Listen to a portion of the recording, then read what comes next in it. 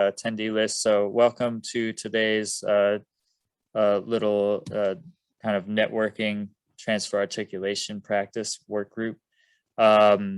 Just a quick note on technical things before we start. This is Zoom meeting, which means you'll have the ability to unmute or mute yourself at will, turn your camera on or off. Camera is really up to you, but during more kind of open discussion periods, really do encourage you to just unmute and speak your mind or add to the discussion that way. But if you're unable to do so for any reason, the chat's perfectly and freely available to you.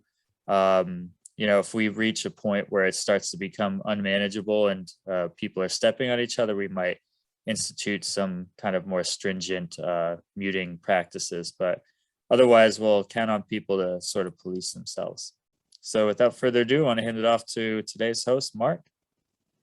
All right, thank you so much, Mike, and thanks everyone for joining us this afternoon or early evening, depending on where you may be.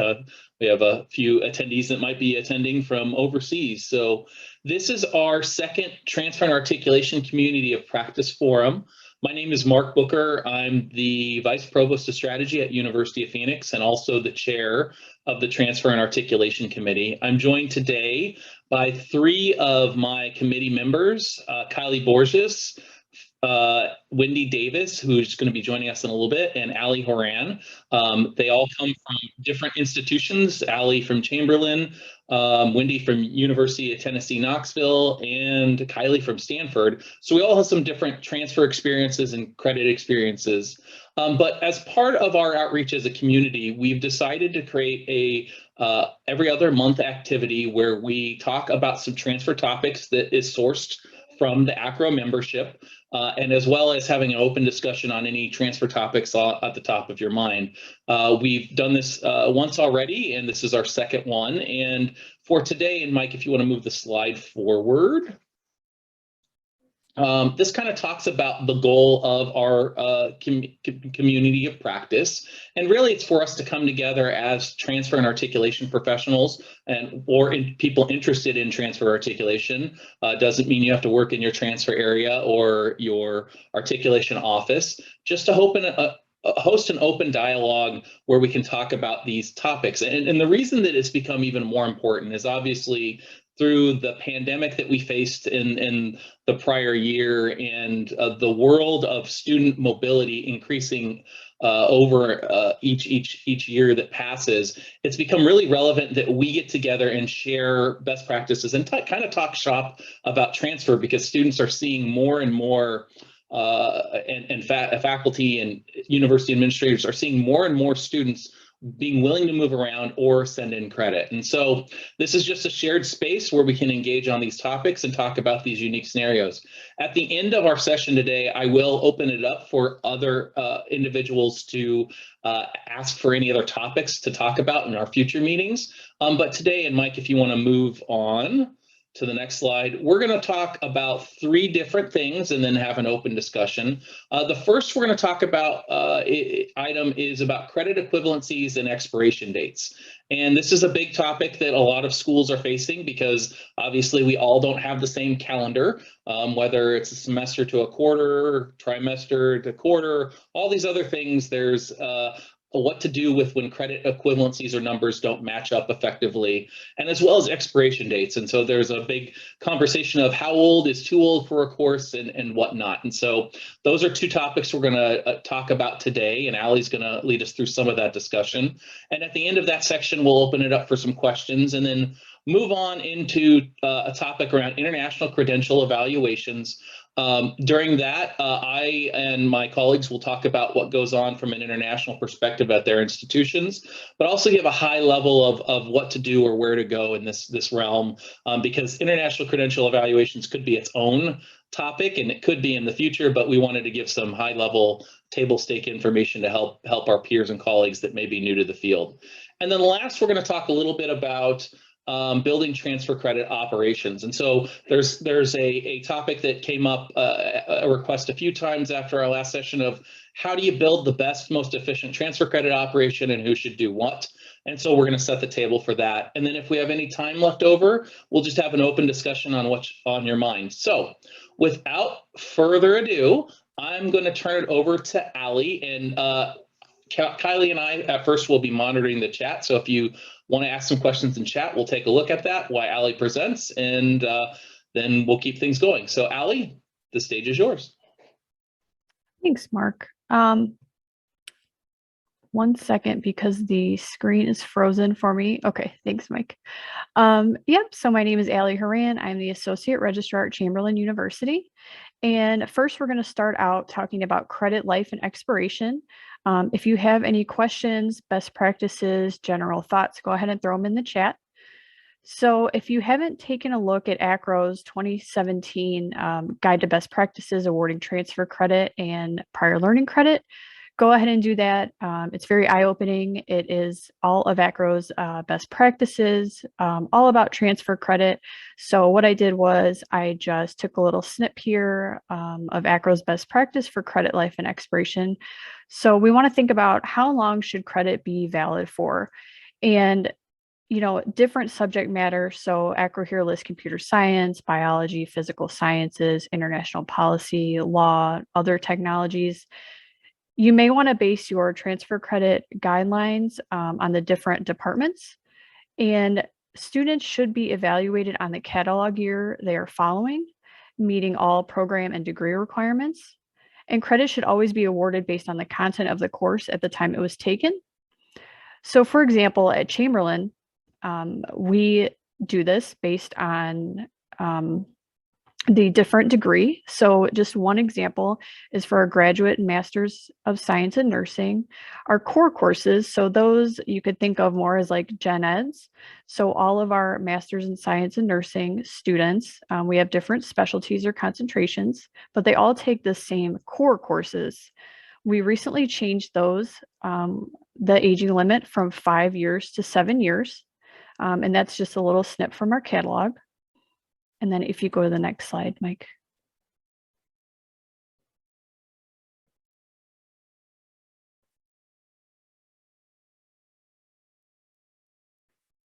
Seems like there's a delay, but yeah, there might be. Yeah. Thank you. So what are the considerations that we made when changing these aging requirements? And this was made by our academic team, our institutional research team, and a few things that were taken into consideration. So what are our competitors' aging requirements? And we found that they were using about a 5 to 10 year gap. So we knew that we wanted to stay below the 10-year gap, because that is quite a long time for students who need to take NP board exams, which I'll get to in a second. You also want to think about, are the courses general ed or specialized? So in nursing, our specialized courses, the subject matter tends to change frequently because of new advances in technology.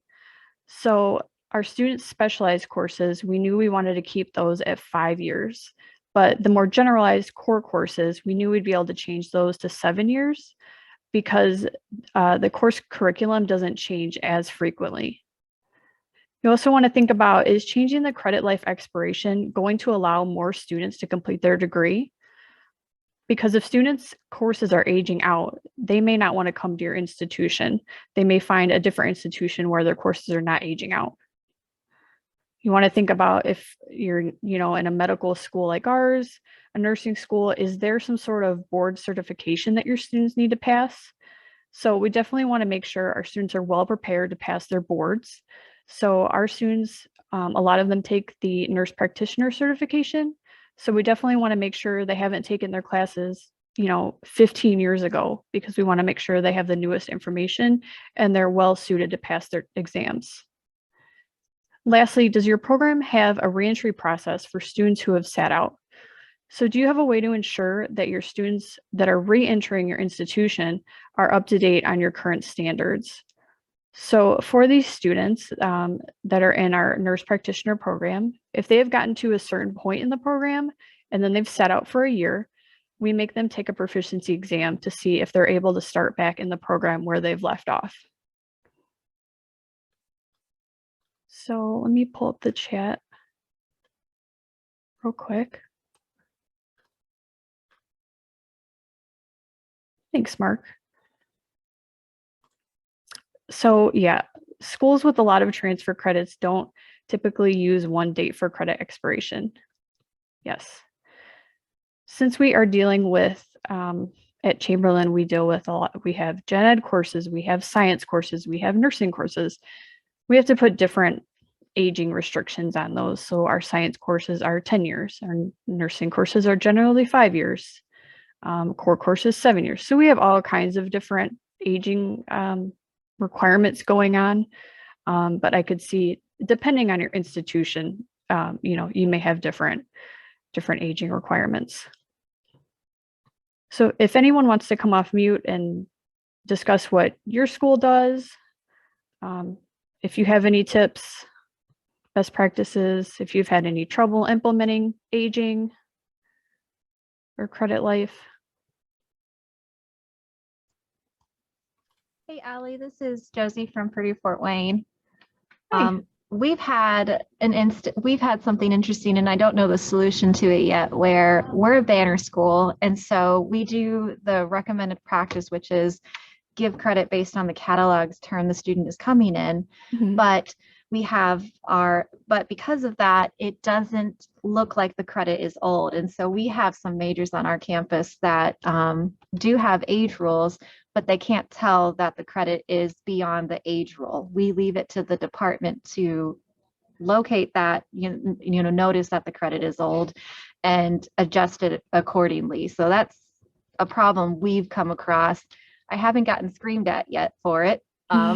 So that's good, but it is something that I think they don't really realize, is that even though their rule says they're not taking credit more than 5 years old, they actually are, unless they're going to comb through every single student's transfer record and look at the transcript and see how old the credit is, because in Banner, it doesn't look old. Yeah, and that is what we do through the transcript evaluation process, is that when we have a readmit student come back, the record is looked at, and we have to, in degree works, move the credit down. And it is moved down into the not used section. So you have to go student by student and make manual exclusions to throw the old credit out? I believe it's done automatically for our readmits, but for transfer credit, say transfer credit had already been posted, the student leaves, and then the student comes back maybe a year later, we do have to manually move the credit down into the unused portion for transfer credit. Okay, thank you. Yeah, Josie. So one thing I'll add in, and this is actually a limitation to most SISs, I'm just going to say it really bluntly, they haven't really addressed this problem. And they don't actually normally do credit limitations by dates effectively. They're more giving you a match on content to content. Your English 101 is like my English 101, and they don't have date ranges.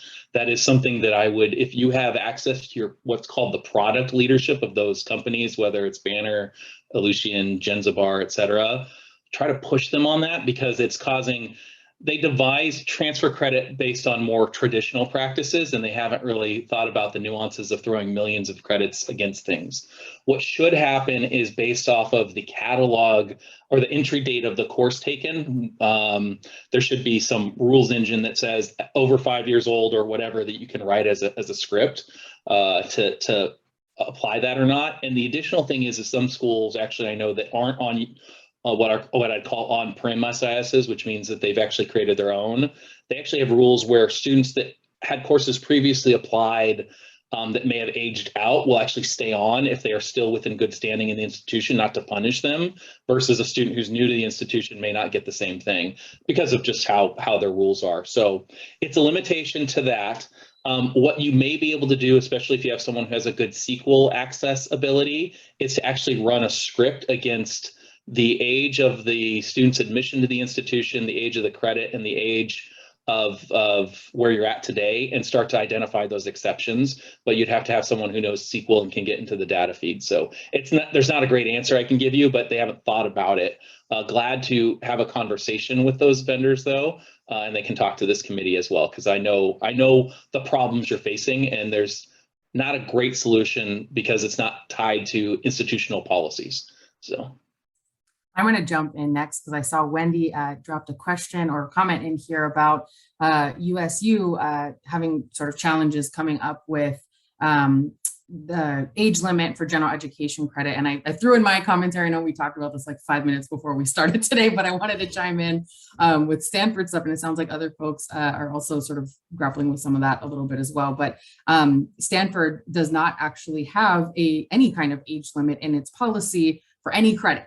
We only honestly set something up closer to like 2016. We didn't have any sort of central system to manage where like how transfer credit was being evaluated at all. Like I came in and that was the first thing I did was get a contract with TES to like get some sort of central system where we could document that we had approved a transfer credit, because prior to that, we were literally managing this on email at the individual student level. I think that was mostly because of the assumptions around who actually was transferring in units. A lot of folks on campus thought, oh, well, you know, Stanford only admits so many students every year as an official transfer admit, and they weren't really considering the fact that all of our undergraduate population, a good majority of them, in fact, I think it was like close to 70%, were bringing in some kind of external credit. So like they were not building policy or systems or resourcing anybody based on sort of that real data around transfer work. So needless to say, we have a lot of work still left on our radar to do, including, you know, now that we've implemented TES, sort of how do we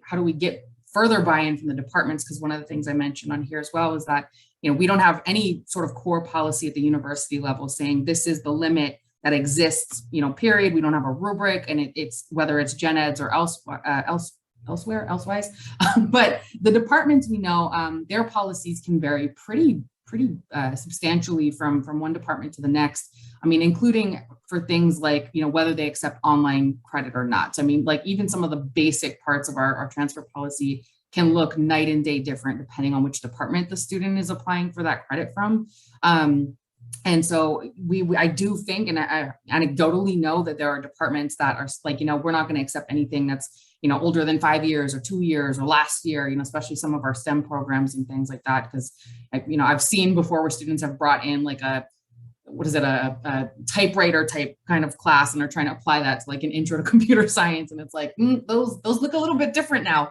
So we wouldn't want to accept something like that. But yeah, so I mean, we're also still developing that and trying to centralize that, especially as we roll out degree audit next year. So, you know, it's definitely, it's good to have a rubric. I know at my last school, we had one, we were able to implement it. We actually had the same rule, which is different than what we were just talking about here. We had the same rule. I think it was like 5 years for any course, regardless. So that was at my last school, but Stanford has no rule, and we're now trying to develop it. But I do agree with the general practice that Ali and Mark and other folks are popping in here shared, that, you know, it's good to have sort of a different rule based on really the content, right, or the department, right? So, but yeah, that's we don't have one either. So, thanks, Kylie. All right, we're going to move on to the next topic. So this one is on mismatched credit values. So you can think about this as this happens to me mostly when we are moving from quarter hours to semester hours. It also happens a lot when we are getting an algebra class, because Chamberlain's algebra class is 4 semester hours and a lot of schools are 3. So according to ACRO, the best practice is to convert by multiplying by 0.67 and then consider using the 2.68 semester hours. So that would be a 4 quarter hour class. That would be 2.68 semester hours, and satisfying it as 3 semester hours unless notated in your policy. So in practice, Chamberlain Gen Eds, we will only take a class for transfer credit if it is within 1 semester hour. And then if you can go to the next slide, Mike. And there'll be a nice delay for me.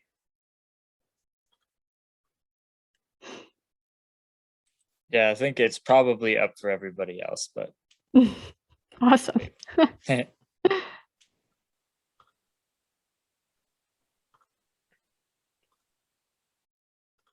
Is it really? Okay. Can everyone else see the next slide? Yeah, I think it's up. Okay, well, I have my own copy of the slide, so I'll just keep going. All right, so Generally, institutions will allow transfer of credit with similar content areas with unequal values, providing the credit is made up somewhere else. So this is what we do as well. Nuances as to what type of credit can be used to make up deficiencies will vary from school to school.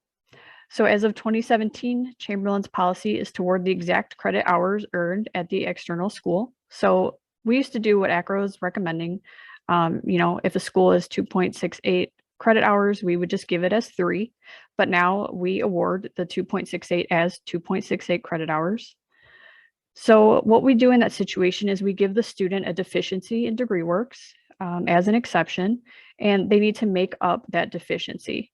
So we let them make it up by completing elective courses, discipline-specific transfer credit. So if the deficiency is a general ed, they can transfer in another general ed course, or they can take a proficiency exam if we have one available.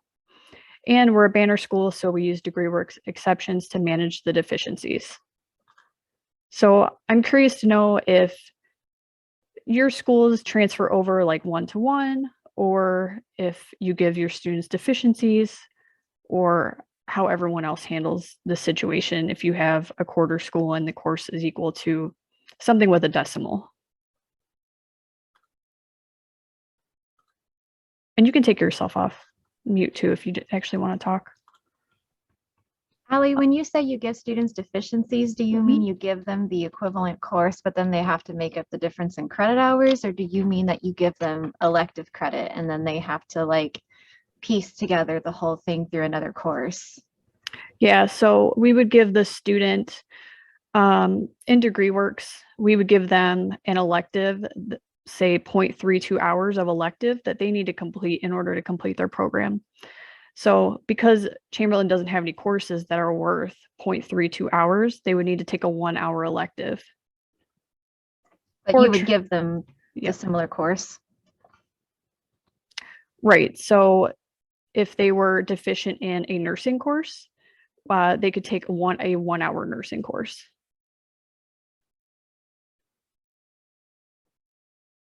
Okay, thanks. Yeah.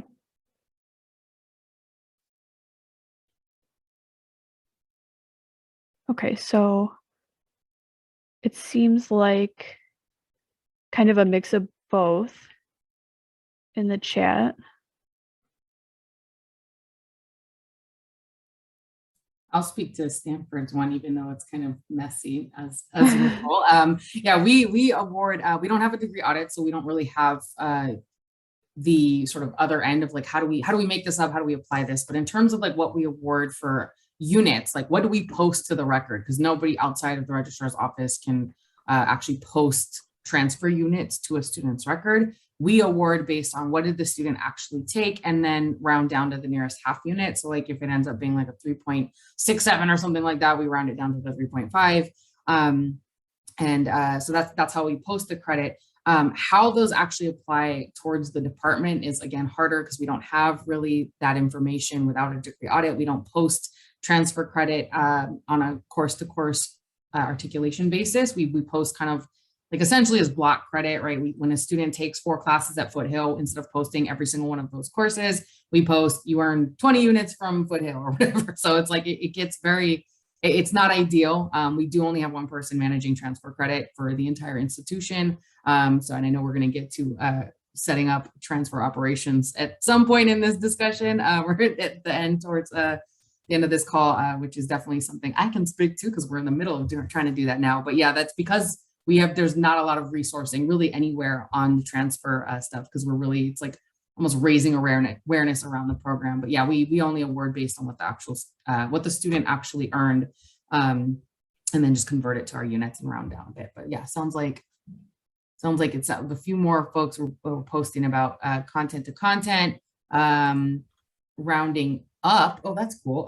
Giving credit if it's more than the course requirement. That's a big comment on here. What is this? Many exceptions. Force electives. From what Josie was saying.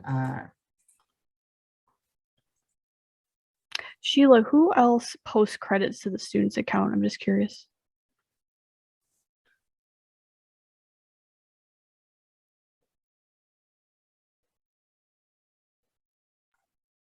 Sorry, took me a while to find the unmute. No, it's okay.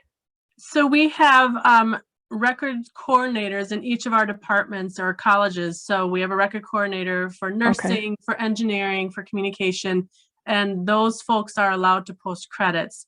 And because they might change an equivalency for a course and then they repost, but then we find that when we are reviewing our student records and we wonder, okay, now this change that you made, can we apply it to all the students who bring in this course? You know, and most of the times they say yes, but sometimes we get a little surprised at some of the things that they change and repost. And so then we have to go back and revisit that. So, but yeah, that would be great if only the Office of the Registrar could do that. It's a good and a bad thing. I think if you have adequate resourcing, that's fantastic. But when you only have one person doing it, it also creates a really horrible sort of administrative bottleneck. You know, up until this past year with COVID, we had actually limited, our policy had included part of the actual process to say that the registrar's office had to do the evaluation first, even before the departments could. And that was written into the policy that was like drafted in like 1970 or something like that. So, which hadn't been touched since. And so when we obviously went to, or when COVID hit and we had a whole bunch of things we had to look at the transfer policy, that was one of the first things we realized, you know, along with like making sure we allowed online credit, because everybody was online at that point, along with a number of other policies. How do we make sure we can make this more streamlined so students aren't stuck in this sort of bottleneck for waiting for the reg office to sign off on something before they can even ask for a review from the departments? It's like that. It's a good and a bad thing. I agree. Like it helps keep sort of like you not having random departments posting credit all over the place, not following university policies. It's probably less liability when it comes to training, or not liability, I guess that's part of it, but like security and access. It's probably better to not have too many people and too many cooks in the kitchen with that. And then also just like not too many people interpreting different things. Because we have at Stanford had experiences with, especially weirdly on the graduate side, where like, you know, sometimes the courses wouldn't really align with anything at Stanford. So it didn't really match. I think my favorite was a student had applied for transfer credit from, what was it? It was like a comedy club type of thing. And it was like, we don't have anything like that here. Sounds like a cool class, but it was like the department had kind of didn't explicitly say that it would be approved, but like made enough of a show of making it seem like we would. So we had to kind of pick that apart. So I mean, it's a good thing, I think, for making sure we are aligned with policy, but it can be tricky and has created problems for Stanford in particular, just because we're very limited in our resourcing and who even is managing all these inquiries. And I think I mentioned during the last one, like we saw, I think a 400% increase in the number of inquiries, help tickets, and forms that we received during the pandemic alone. And while we've seen it dip since, I don't anticipate it going back before or going to the numbers that we saw pre-COVID at any point, because you know, students were taking a lot of, you know, classes, not even just online, but just a lot of other transfer classes. And I think we're just seeing the beginning of that sort of transition for us. But yeah, you know, thanks. And I was just going to add, so here, the transfer center team is allowed, we're the only ones who add credit. So ours is just unique because that team, which is usually in the registrar's office, is a part of the transfer center in undergraduate admissions. And just because of size limitations, and it sounds like everybody else can relate in not having enough people hours, not enough people with people hours to do the work, everyone in the transfer center, including now transfer recruiters and myself, evaluate credit to keep up. And Allie and Josie agrees, but Allie says we could do a whole other meeting on exceptions, and Josie says please do. And so that may be a topic we devote a whole time to for that. So before we move on, just a couple of broad notes on mismatched credit values. So typically, obviously, it's up to the institution, but as a general practice in this day and age, if the credit of lower value actually still meets the same learning objectives as the credit as the higher value, do a solid for the student and try to convince your faculty to let that come in if the objectives are the same. And then the credits do have to be made up different ways, whether it's same major. In certain states, general education mismatched actually have to be made up by other general education courses. Alabama had that on the wall for the book, so I'm looking at you. But just know that there are some nuances to what you have to replace things with sometimes, depending on where you're at. But there's not a rule that says you can't use a mismatched credit value. And in fact, if a 4-credit course is satisfying a 3-credit course, do a solid and roll that one extra course to elective if you can. So I think those are some things to look at, and we can articulate that a little bit later on what goes on, because we all have some different policies. So with that being said, we'll hit the next slide, Mike, and I'll kick us off on international credits. And so I built this slide kind of for those who are maybe newer to the field, and we'll open it up for international conversation. So international credentials and credit evaluations are a unique animal, given that every country does something a little bit different and they don't necessarily do it like us. When it comes to international credentials, first of all, I have to make my ACRO plug. The ACRO International Guide is a great book to help get you started, as well as ACRO Edge has a database of countries around the globe education systems, what that means, what comparability is, and what that could look like if you're looking at credentials from another country. And I'll give you the example right now that has been a mistake I know that many institutions has made when they've tried to evaluate credentials kind of on their own without resources. So there is, in a lot of Latin American countries, there is a credential called the Bachelorito. It is not a bachelor's degree, it's secondary education. Bachelorito means smaller bachelor. And so I've seen several students get admitted to graduate studies at different schools because of that miss on that. And so when looking at international credentials, a few things to be of note. One is, if you don't have a lot of experience or you don't have a lot of resources, it may be the best way forward to use and get help from a professional evaluation agency. And a professional evaluation agency can help with getting you to know what the credentials are comparable to and taking them in and actually doing credit conversions for you. If you are a large institution with high international enrollment, it may be good to get resources in-house to help you do this. And again, there's a lot of resources out there that can help you make these decisions. When doing international credential evals, there's really 3 things you need, and they're very important. One, and they're different. One is a translation, if it is in a language other than English. You want a good translation that correlates the language the credentials were issued into our language. And that translation has nothing to do with the next item, which is comparability. Comparability is actually how does that credential or those credits compare to the United States. Mike, if you want to go back to the last slide, sorry about that. Comparability is what the credentials compare to in the United States. A lot of times that can give you what the credit would be, what the content would be, whether the degree designs are similar or different. For example, in India, there's a lot of 3-year baccalaureate degrees. Do they or don't they apply? And in certain cases, sometimes they do or don't for graduate admissions, depending on your school. And then outside of the transfer or the translation and the comparability study, you actually need a verification. And so the verification is actually, are these documents that you're looking at legitimate? And the reason that that's important is because we are kind of spoiled here with document mobility. We can ask for transcripts from other institutions, and we generally get them in the United States. In other countries, sometimes students are only given one set of credentials, and that may be all they get their whole life. And it's hard to get documents from other places. It depends on the country, it depends on different things. But in certain cases, sometimes those academic credentials they have are their only one set. And so the idea of an official transcript issued directly to the school from you does not exist. It's gotten better over the last couple of decades. I've been in higher ed for about 20 years, but still there's times you run into that. And so you actually have to determine whether or not the credentials are legitimate or not, or if they could potentially be fraudulent. And those 3 items are the key for every international credential evaluation. The translation, if it's in a language other than your own, the comparability study of what it means to our academic systems, and then third, the verification of documents.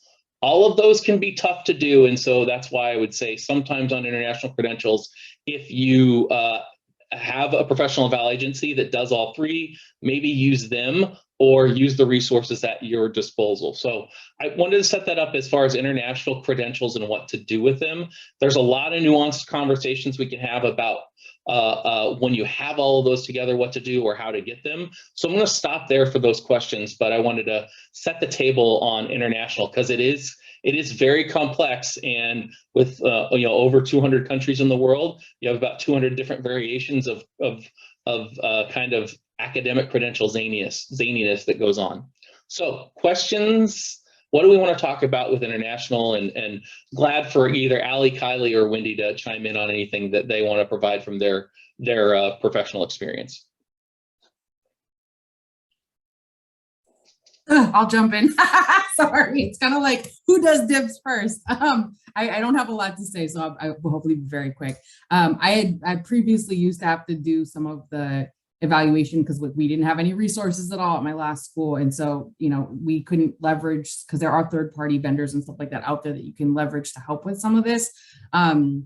Especially if you are tight for resources. But yeah, trying to go from a school that was like, I had to do all of the work. It was like going into Google Translate and like translating some of these things and then going down like a rabbit hole to figure out what does this degree mean? Is this actually a bachelor's, or is this like a fake bachelor's, or like a lesser bachelor's, or is this really a master's degree? And they just called it this other thing. So there was lots of that. And I think I learned probably the most about transfer credit and just like policy questions by and large from having to do all of that at my last job. I don't recommend it. It's if you have to do it, I feel your pain. It's or pain or experience there. It did teach me a lot about the transfer world because I don't know that I had a lot of great resources as like a transfer baby admin or whatever once upon a time, because I've now been doing sort of transfer stuff for about 10 years as part of my larger responsibilities. But yeah, I think at Stanford, honestly, it's really weird. We don't see too much on the undergraduate side. I primarily see this on graduate credit. So in a way, we're a little bit lucky because we're not necessarily looking as closely at sort of course to course. It's the departments deciding whether they want those units to count or not count towards sort of graduate residency units overall, like just general units towards the actual degree, rather than actually meeting specific requirements. So like that's how we use it at Stanford. We have also used, what is that? We have a contract with IERF, which I think comes to PACRO and ACRO, I think. I'm not sure if it's just ACRO. Anyway, I've seen them at ACRO, I think, before, but they're a service that we use that I've really liked. They do really nice report outs that, they help evaluate the credentials and can give you sort of all of this feedback. I also know some admissions. We have CollegeNet, but I know there's others out there that have sort of build on services that can help with that sort of at the front end. But if you're mismatched in terms of what do you need in the admission cycle versus what do you need when somebody's asking for credit, that can be a bit of a challenge like we've had here. But yeah, ultimately, like international credits are cool. They take a while when you don't have resources, but there are resources out there. So that's all I got. Yeah, kick it over to Ali or Wendy. Yes. Oh yeah. Oh, go ahead. Okay, I was gonna say I'll just chime in real quick, and I'm so sorry if I say your name wrong. I think it's Andrelita. Hopefully I said that right. So we are similar. And so students are required to use a third-party service to evaluate, to transcribe and evaluate their credit before we will review their application.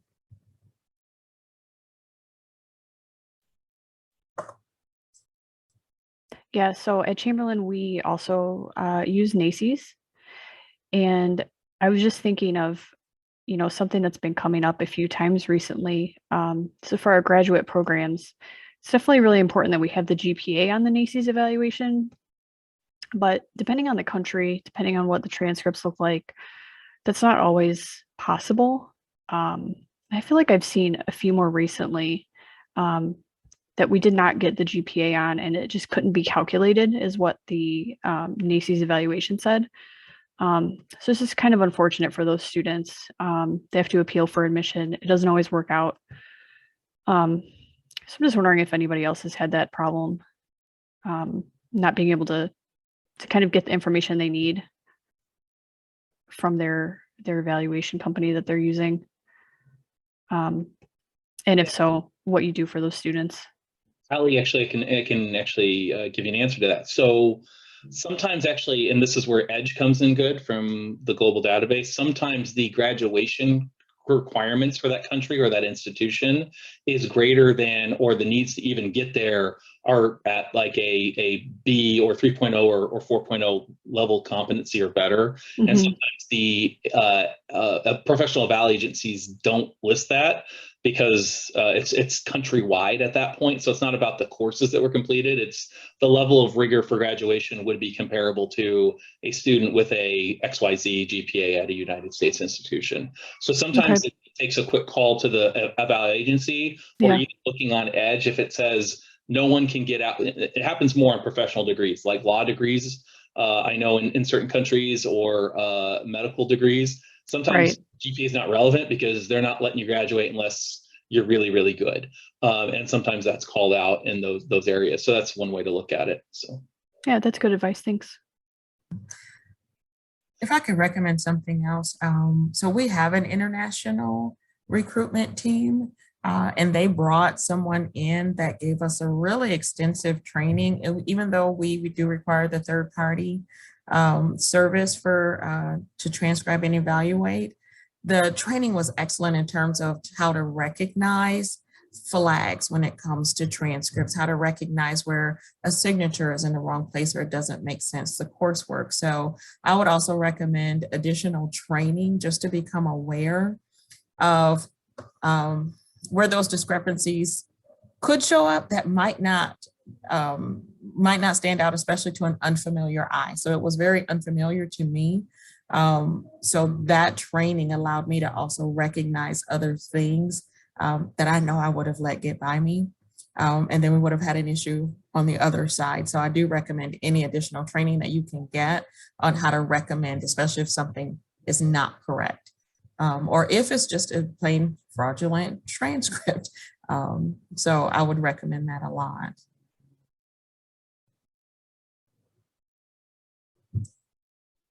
Thanks so much for that, Wendy. I see Sheila had a question in there about having to create non-US institutions in our SIS system, which also can be fun if your SIS system only has US address fields. So I know a couple of vendors had to learn that the hard way over time, that addresses don't follow with a zip code.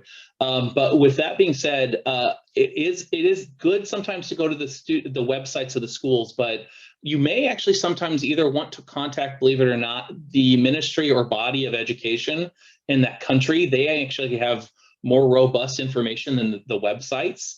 The other thing to take a look at sometimes is if there's an embassy, a US embassy landed in that country, sometimes they can get that information. And the reason I bring that up is, unfortunately, and depending on the country, sometimes the websites either aren't updated, up to date, or even working. And I also bring this up too, to just be careful. Sometimes those websites actually get hacked and there can be malware on there too. And it's happened to some credential evaluators throughout time. So I just bring that up as just know that can occur, which makes for an interesting day when you're evaluating credentials from another country, from those type of things. So these other resources sometimes can get you where you need to go, and they may be helpful. And again, EDGE, if you haven't looked at EDGE, Sheila, I think you'll find it's kind of a world saver. It's a really amazing database from that end. Yep, Ministry of Education. And Josie says Fort Wayne also completes its own evaluation. Purdue Fort Wayne, yeah, Josie, you must have fun days when you complete them internally. Those always are fun. So, all right. Any other international questions before we move on to our last topic? And great questions so far. And if you want to pull yourself off mute and ask us a question about international credential eval, I'll be glad to answer it or try to point you in the right direction.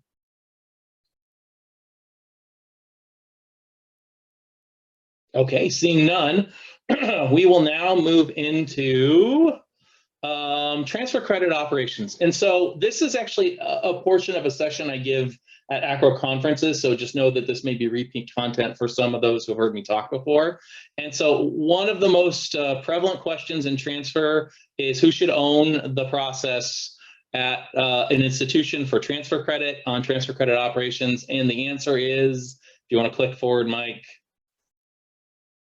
it depends. And this is the most painful fence-sitting conversation I ever have to have. Who owns it is kind of depends on your institution. So they're all valid. So whether it's an admissions group, a registrar group, or even in certain cases, academics, it kind of depends, but it depends on how your institution is designed and what your goals are. Now, that being said, it is highly recommended, and you can click through the slide, Mike, for me to get to the end of the content. You can keep it here. It is really important to try to get transfer credit operations centralized as much as one can. And there is, whether it's myself or other people on the committee, we can help try to articulate some ROIs to give administrators and academics a reason why transfer credit evaluation and transcription should be mostly centralized. And it's generally better if it is a group and registrar or admissions, and that's opinionated, but it generally works better for high volume evaluations when it's centralized. That's not to say that academics should be cut out of the process completely, but it is something that is better off when the locus of control is given to people who see it every day, day over day. Because when you have a process where academics or your deans or faculty look at a credit every once in a while, they may actually forget what they evaluated 2, 6, 3 months ago, a year ago, whatever it may be. And as a result, may actually approve one student and decline another for another. And Kylie's shaking her head because it probably happens at Stanford a lot. I'm shaking my head because this is like definitely happening at Stanford, but on top of that, I think that's when you also don't have any centralized system where you're tracking that information. Like our registrar's office, literally, it was student by student. We'd have to look at every single paper. And I mean, I remember my stopgap was I created an Excel document and tracked every course I evaluated for the first like 6 months before I was able to secure the TES contract. But we still don't have departments on this. Like, I mean, we have a few that have, bought in early, but you mentioned return on ROI, like getting people involved and willing to adopt this central system. There's not been a high adoption rate of TES, not because it's not amazing, but because there's no, the departments don't get anything from it. The students don't get anything from it because we just don't post these units course to course. So it's really tricky, but I'm laughing because it is a huge pain point. And we have on a number of occasions run into that where one student in department A got a course approved by that department, and then a different administrator in the exact same department, now 1 year later, does a completely different evaluation and says no. And this is why I think centralized policy and systems and processes are crucial, especially when we think about equity, right? Like that's a huge equity gap in terms of how we dole out credit. And then transfer credit, it inherently is kind of subjective based on the evaluator anyway, but it's like if you add to the not tracking of that makes a really kind of messy system. So Stanford is the baby steps of getting us to where we're in a more equitable sort of infrastructure for transfer stuff. But yeah, sorry, I'm going to interrupt, but I was like, whoa, that struck a nerve.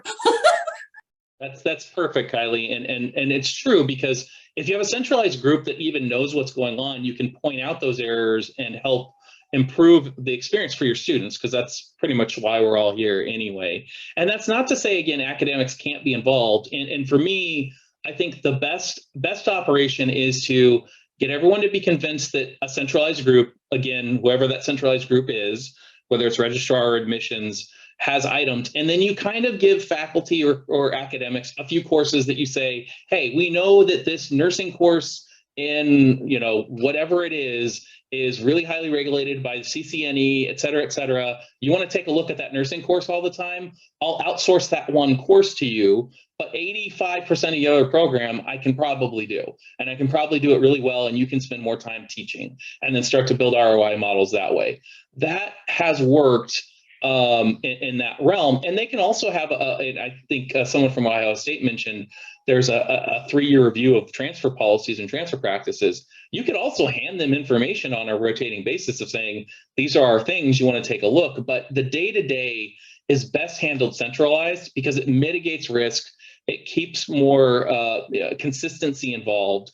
And you also, again, can adapt to changing conditions. For example, a lot of schools now have, because of more student mobility, have different feeders than they had before. And they're seeing different courses, different nomenclature for what is the same course based off of regional titling. And all of those things is much easier handled by someone who sees it every day than someone who randomly sees it elsewhere. Wendy asked a question, what about graduate credit? Do you still suggest this is centralized? If possible, yes, I do suggest that. And a lot of cases, and I'll give you an example. For example, MBA programs, as long as there's a good training program or a program for your individuals, most MBAs nowadays have the same set of courses across the board on common core professional competencies that makes it easier once you understand that in a transfer office to do that. Now, you may have someone, Wendy, in your office that would be assigned as the graduate transfer evaluator that can partition that off. But a lot of graduate programs are nowadays getting very similar. Now, if your school is a very unique school, for example, there are some mining schools that have some very unique courses, by all means, those are your edge case. But there are ways to do this to make it more efficient, effective, because the reality of the world we live in, transfer is just going to grow more and more and more. And so if you want to go to the next slide for me, Mike, we'll talk a little bit about operations. So a couple of things, and this is just a couple of items which I talk about. For transfer credit operations, I think it's really important where you can to use technology resources to enhance transfer receipt, entry, and evaluation. And on the last slide, I had kind of mentioned the idea of transfer credit evaluations when centralized. It's almost like serve, receive in volleyball. You have a group that's going to receive whatever the document is, whether it's electronic or not.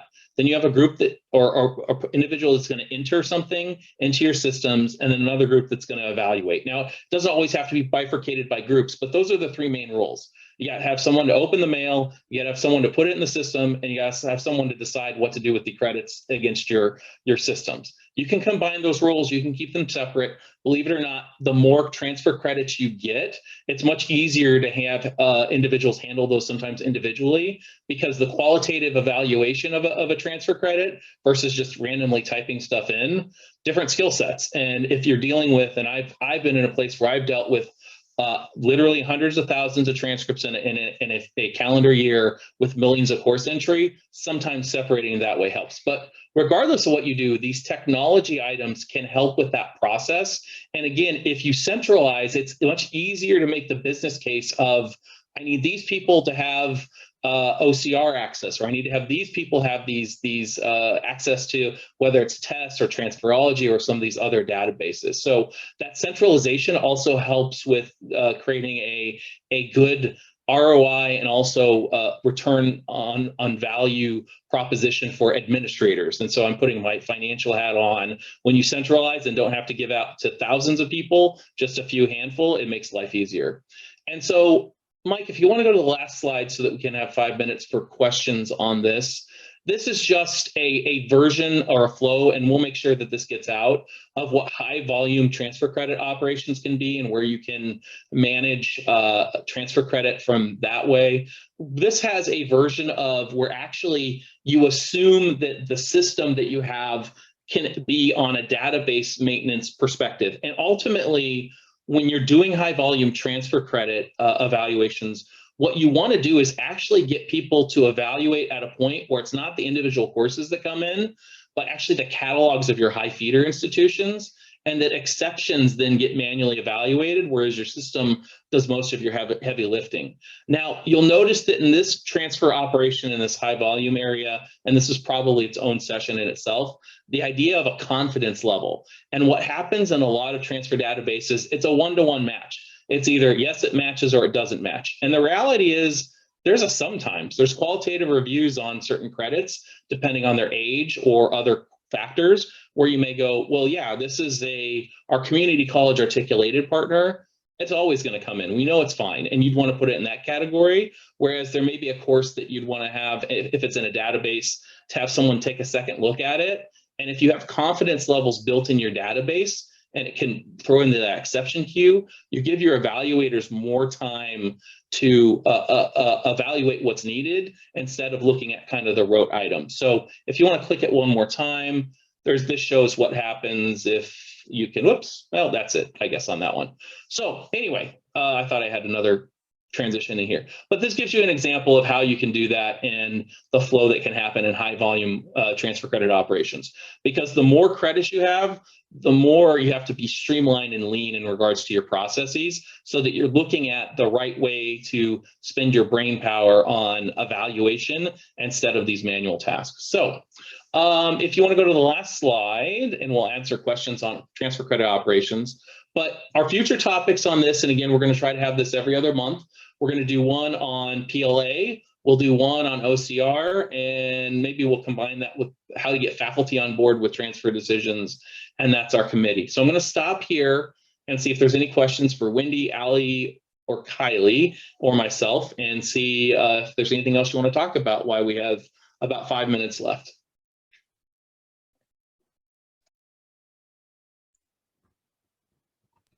I want to shout out that I think Wendy Lishan put another really awesome nugget of wisdom in here about something, a Highland solution called Brainware, where you scan transcript into a system that assigns your equivalencies, I'm guessing. I have not heard of that. Sounds like not familiar to a bunch of stuff, but Wendy, if you wanted to speak to that, that would be really cool. Sorry, I can't show my face. I'm having computer problems today.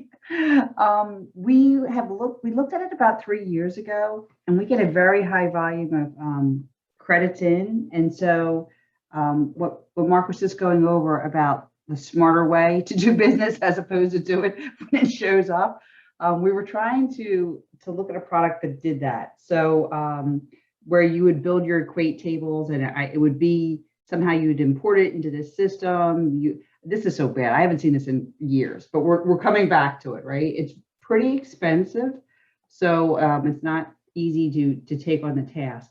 But you put your transcript in, it scans, and I think it does OCR, which maybe that's another topic we're going to talk about. And so that it just says, okay, here's what you should be awarding, assign it if you want, or here are the ones that fell out, and then build up your equate table. So we're getting so much at our school that I was just wanting to reach out to see if anybody else heard it, used it, because I don't think there's any other vendors that do that, but I'd be very interested to know if there are, and what people thought. As would I. No, I just threw in a quick one that I hadn't heard of, Brainware, but I know we're at some point we are trying to leverage sort of EDI, be able to bring in electronic transcripts into our system, and then have that bump up against our transfer rules, which I know there are a number of schools already doing that, or some version of that. Stanford's on PeopleSoft, and so that's what we have. But we are years away from that at Stanford, just because again we don't have any transfer rules built into PeopleSoft right now at all. It's pretty limited. So that's us.